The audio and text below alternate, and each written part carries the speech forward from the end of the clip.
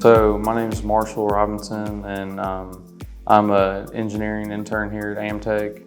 So I started about 2 months ago. I found Amteck at a career fair and was able to talk to Bradford, and he offered me an interning position here over the summer. Mainly learning the different programs right now and trying to get practice in, like the visual design and all the circuiting and stuff like that. Most interesting is probably the workflow and working with a team of engineers. So I've always have help if I need it, if I have a question or anything.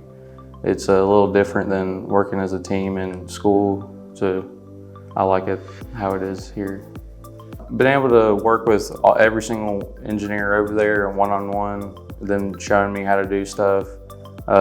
Someone I've been mainly working with is Landon Sawyers. He's been showing me the ropes and all the different programs, and he's been my main guide through the whole process. I felt cared for through everyone. Everyone's been trying to help me learn and want to make sure that I get the best out of this experience.